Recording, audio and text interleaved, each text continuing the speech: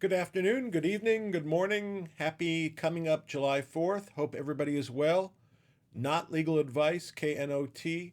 I'm doing a follow up. I wasn't going to, but something was filed today, so I wanted to do a follow up on Mullen because I'm just amazed at what's going on there. Again, not legal advice. Please like, subscribe, and comment. Listen to this, by the way, because you might, in the future, if you hear things like this going on, it might catch your attention and it might get you to react differently. So, just to briefly summarize, I was amazed by what was going on with Mullen, an interview, and then a couple of edits to the interview that were done by the Mullen team. And then, despite that, they had to file an 8K. So I was amazed. And I forgot to indicate in that discussion that during the interview, the CEO indicated, and so being compliant, NASDAQ compliant requires a $1 bid price. So, amongst other things. So and at one point in time, Mullen didn't meet that as a qualification. So they did a reverse stock split, which brought their price up to I think like $1.50.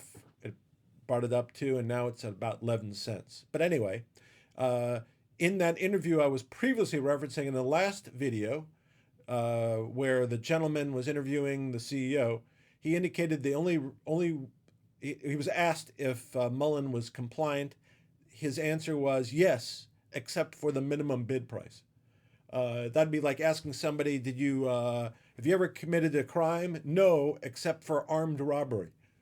I found that answer ludicrous. And by the way, during the interview, the CEO is looking down at notes, so I can't tell if there's pre-prepared questions, pre-prepared answers, but certainly the numerical responses are prepared in response to notes. So he's looking down quite a bit to refresh his memory, which is okay, by the way, but just should reflect his uh, internal understanding of his own numbers. Anyway, so I'm just kind of picking at a few things right now, but I'll get to the punchline. Um, so so just think about this. So we have the interview that they agreed to, a double edit. So they sign off. So they have a chance to edit it to make it how they want it, Mullen. Then the interviewer then permits them a second opportunity to make it as they chose. But and they do that, and then it's put out, and then they still have to put out an 8K to clarify what's in it with a whole series of qualifications. So that's kind of the baseline. Also, I should have mentioned in there, one of the disclaimers was, we don't know if we're going to produce cars, but in the interview itself, the interview is put out on or about, I think, June 29th. And in the interview, the CEO talks about that they're going to be in production July 1. So why would you have to put out a disclaimer like that on, because the disclaimer comes out June 30th, and then it comes out, as you will find out, because it's incorporated by reference in what is submitted that I'm going to talk about, 7/3, July 3rd. So we're in July. They're talking about production in July, but they have a qualification that they may not produce anything and they may not have enough money. They don't talk about the auditor. And if I remember in the earlier one, just to refresh everybody's memory, in about March of 2023, their accountant was terminated. Usually, when an accountant or auditor is terminated, that's bad news. And in the qualifying conditions of the last 8Q, it did reference that the auditor thought they didn't have enough money to keep ongoing as a going concern. So those two really caused me additional concern.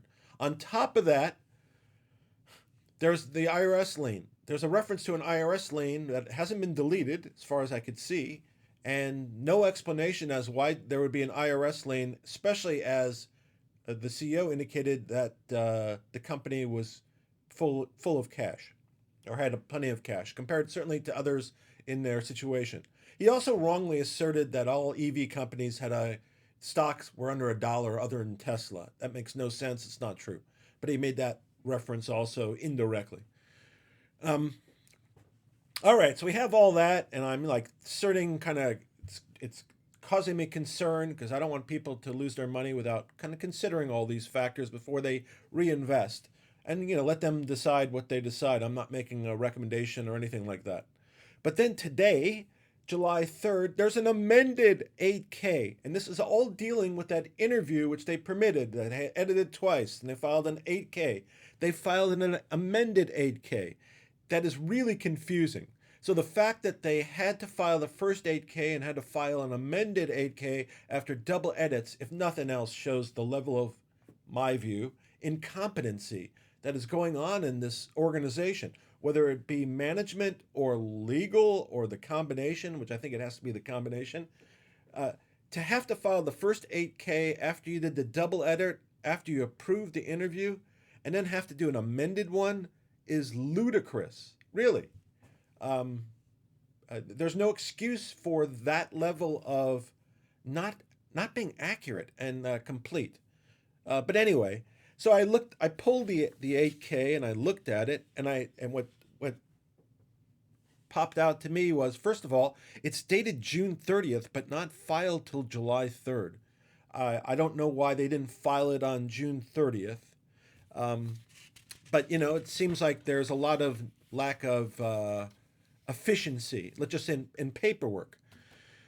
And then, in essence, what it does is it adds a amendment to the 8K that was filed after the interview to clean up, apparently, what was said in the interview. But apparently that 8K didn't clean it up a nod, or they forgot to put something in there.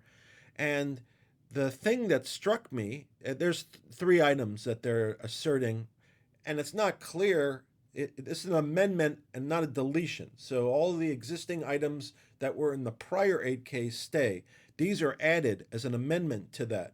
They're basically saying, here's some items to clarify what we filed last, which was to clarify the interview that we amended twice. And just think about that. Think about that. So what they say, and there is a punchline to this. So what they say is that they sold 22 vans, and I think I even mentioned that they did, because that generated $308,000 in revenues. I didn't really think they needed that as a clarification. They referenced they had completed all outstanding obligations to issue a Series D preferred stock. So they had, I think this relates to one of their lenders that had a convertible note, that they satisfied that or paid it off or something. But 3 is really the one that got my attention.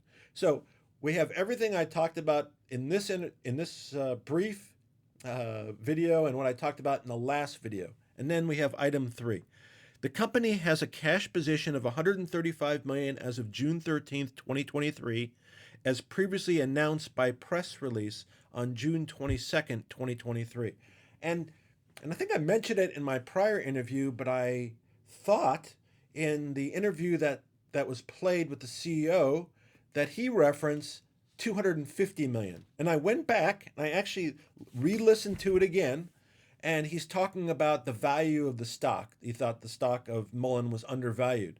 And he throws out $250 billion. I don't know if he said $250 billion or $250 million. I don't remember which one, but the same thing. He was referring to Mullen and having $250 million of cash. It's somewhere between, in the interview that's on that particular station I mentioned, or videographer, or whatever the guy's name was, Mr. Journey, was between 15 minutes and 12 seconds and 15 minutes and 22 seconds. He references 250 million, either $250 million or 250 million in the bank. And here, on this new 8K, surprisingly, and it doesn't reference the date that he might have been referencing, but if that's not done, that would be further ambiguity and wouldn't have been, their current 8Q really wouldn't have been clarifying anything. It would just been creating further ambiguity, which is possible. But that here, where it says they have 135 million, seems to directly contradict what the CEO said in the video. And that's like 4 days ago. And this is today, the 8K. So there's still a bunch of issues. And again, maybe these are all explainable. Maybe these are all innocuous. But I would say that the CEO should answer my questions. And if Financial Journey wants to ask them, then feel free. But there's a bunch of questions that exist. And every time they file a new SEC filing, it seems to add further confusion, not clarification. So, you know, you check it out. You listen to the interview, and you review my statements, and you come to your own conclusion. But I think all Mullen shareholders at least should consider that. If they come to a different conclusion, that's fine. And again, like I said, I'm an EV fan. I want all EVs to succeed, but I don't want people to get a bad taste in their mouth from a negative experience about EVs. So that's my concern. And again, maybe this is innocuous, maybe there's explanations, that's fine.